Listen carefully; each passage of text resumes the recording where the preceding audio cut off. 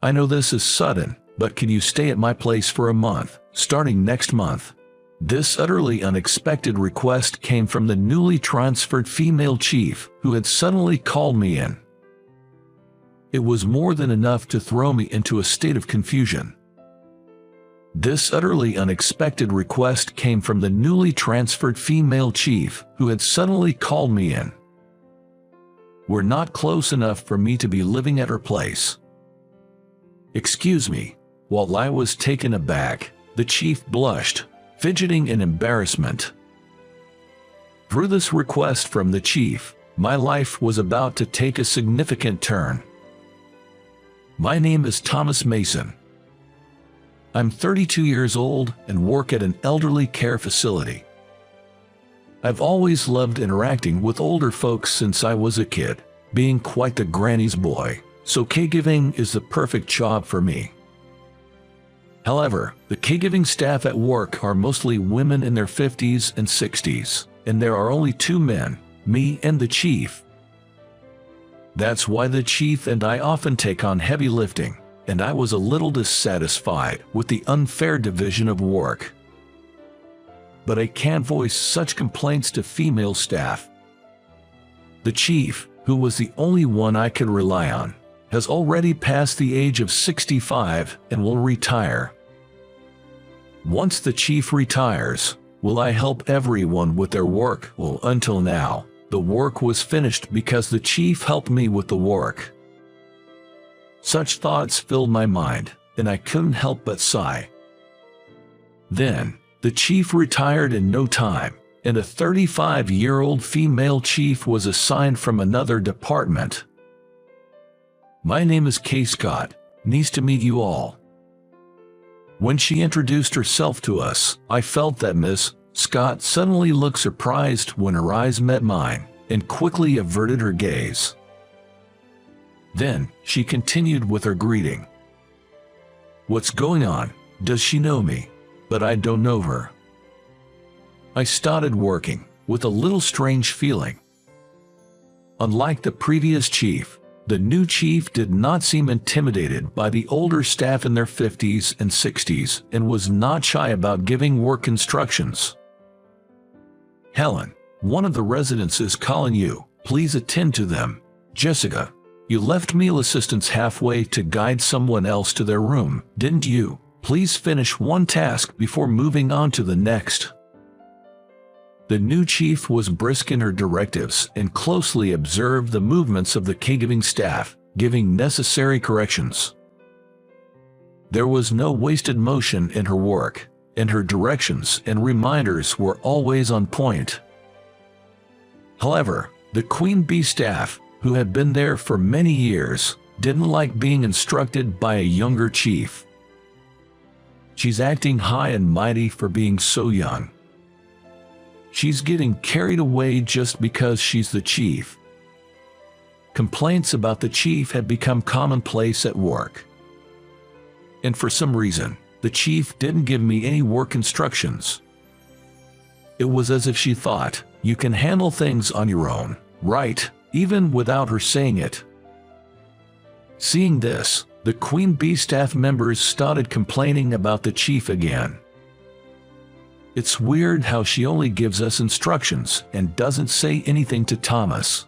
She's probably just buttering him up because he's a man. Pathetic for a chief. Whenever I was in the staff room, I could always hear people bad-mouthing the chief. I was getting wary of hearing it, so I started spending more time chatting with the residents and less time in the staff room. However, being out of the staff room meant my paperwork wasn't progressing at all. I was getting tired of feeling like I didn't have a place at work and my work was not moving forward. That's why I asked her for instructions. What should I do? Is there any work that I can handle? After saying that, I approached the chief on my own. Then, finally, the chief said to me, "All right, then do this," and started to assign tasks to me. But the tasks given to me were things like changing sheets and cleaning the floors. It was obvious that these tasks were not caregiving duties, just odd jobs. Seeing me accepting these tasks from the chief, the Queen Bee staff members started bad-mouthing the chief again behind her back. That chief, she's definitely pandering to men. Changing the work she assigns based on gender and age, she's really a wicked woman. The behind-the-back talk from the Queen Bee staff members was only increasing day by day. I started racking my brain about how I could improve the relationships at work. During such a time, I was called by the chief to the conference room. Did I do something? I couldn't think of anything. Well, it doesn't matter. Since I was called by the chief, I might as well discuss the interpersonal issues as well. As I was walking towards the conference room with various thoughts, I noticed the chief fidgeting with an unusually embarrassed look. When I asked, is there something you need from me? She just kept looking down without saying a word. While I was watching the chief with curiosity, she finally opened her mouth. I'm sorry for the sudden request, but can you stay at my place for a month next month? What? I was confused by the sudden, unexpected request from the chief. I'm going on overseas training, so could you look after my cat for me? Saying so, the chief handed me her house keys, fidgeting with a bashful look. Ah, so that's what this is about. Although I understood, I felt a strange sense of urgency about this unexpected request from the chief. Why me? Aren't there other people you could ask? When I asked the chief that, she looked at me with a blush and said, there's no one else I can ask. That's why I'm asking you, Thomas, and gazed intently at me. Looking at the chief's embarrassed, yet serious eyes, I couldn't refuse. Well, if you're okay with me, I'll do it. As I muttered that, the chief's face lit up all at once. Really? Well, I'm counting on you next month then, she said, now, back to work, and walked out of the meeting room with a spring in her step. I could only stand there, dumbfounded, watching the cheerful figure of the chief retreat. No matter if she didn't have anyone else to ask, why me? I'm not particularly close to the chief. With those thoughts in mind, I returned to my workspace. It was strange that the chief would entrust all her personal and home matters to me, a mere employee. As I thought about various things, I felt strange about the chief's attitude and had a vague feeling. At the end of the workday, I decided I had to refuse the chief's request and stayed behind in the office. However, the chief was caught up in preparing for her overseas training. She was discussing the training with the office staff, receiving explanations about the flow of the day, meeting up with the translator, and so on. In our nursing home, there is an annual overseas training program for caregivers, nurses, and dietitians. They visit countries known for their advanced welfare systems, like Sweden, Denmark, and New Zealand, to observe and learn about their caregiving techniques in local hospitals and elderly homes. Usually, experienced employees attend to reflect on their usual caregiving tasks. But it seems that they couldn't gather participants this year. And apparently, the caregiver who was supposed to go suddenly couldn't make it due to a family matter. It was understandable then that the chief, who had recently transferred, was suddenly set to go on overseas training next month. As the chief busied herself with preparations for the overseas training, a month passed without me being able to say a word. The spare key she had given me still remained in my bag. The day before the chief's overseas training. Is she really going tomorrow? As I stared at the key I had received from the chief and thought about various things, the chief, who was about to go on her overseas training the next day, called out to me.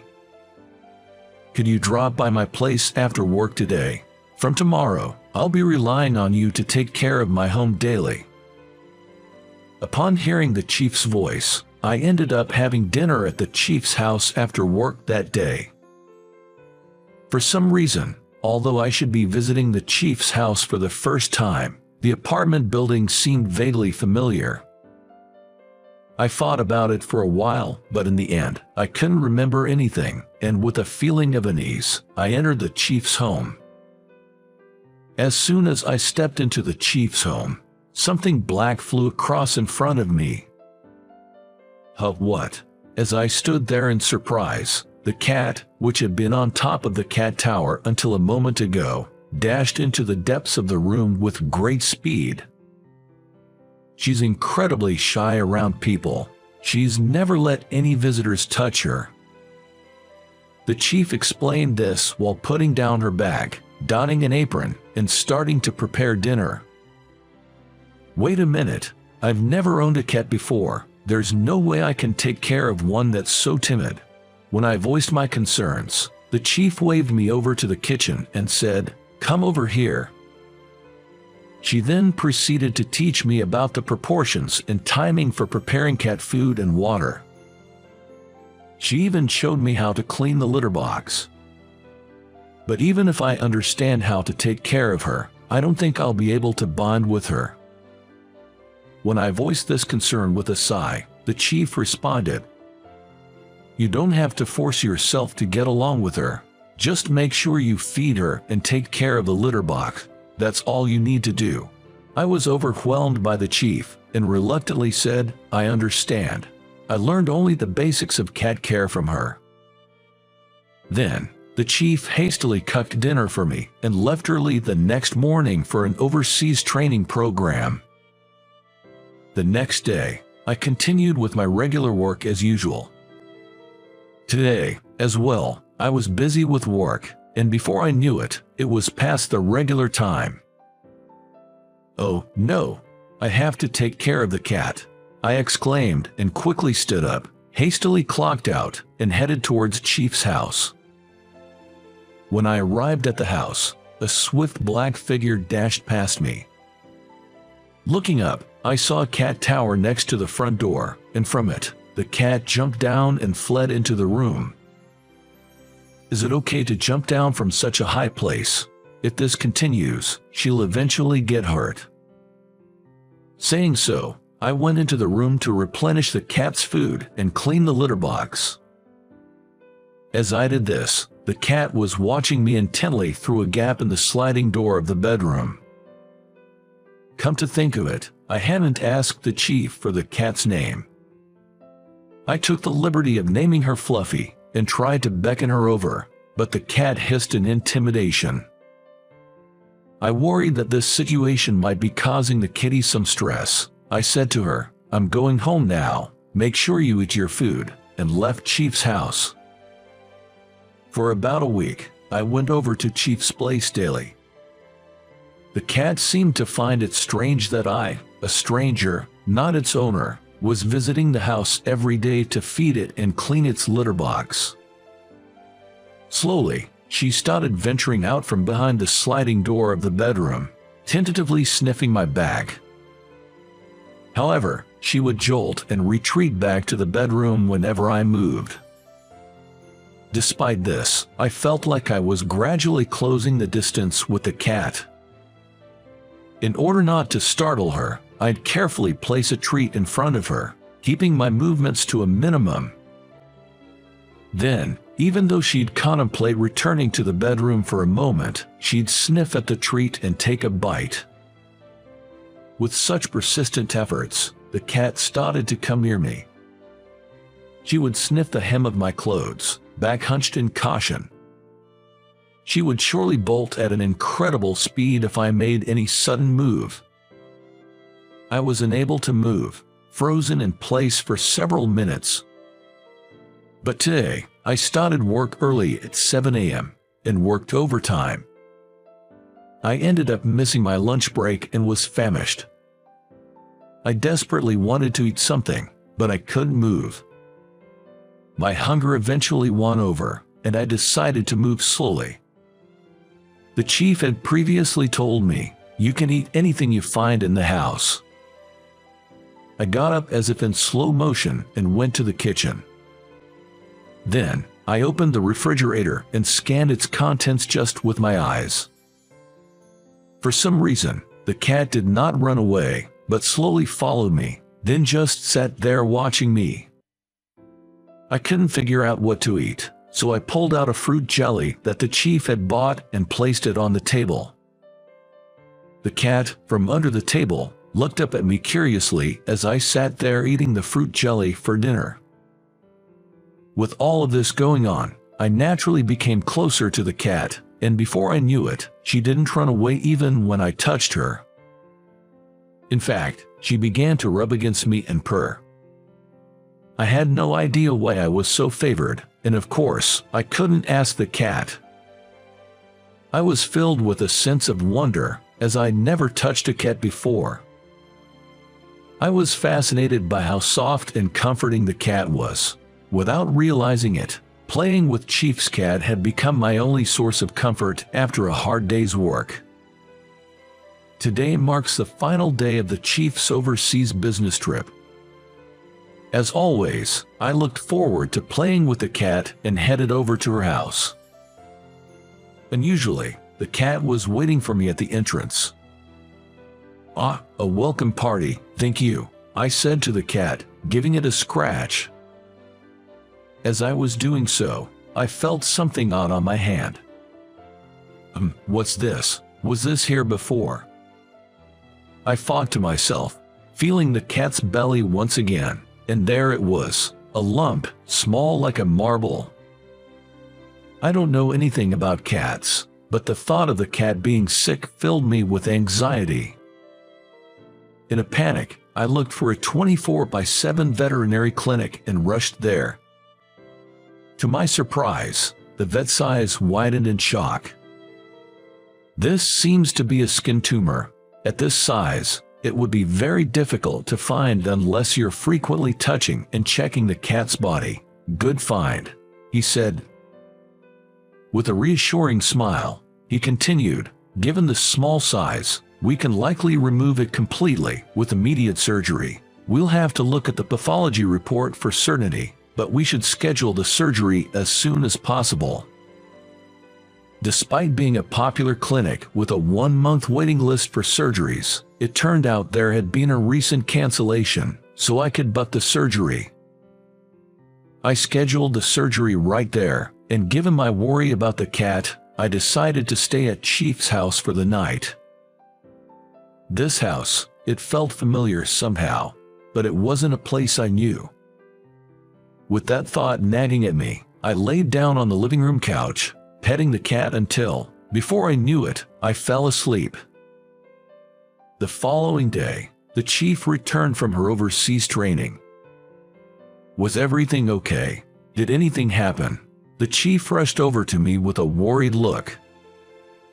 "I'm fine, but..." I stammered, then told her about the cat's illness. "What, you noticed that?" The chief was surprised that the cat, who usually didn't let anyone else touch it, allowed me to pet it daily.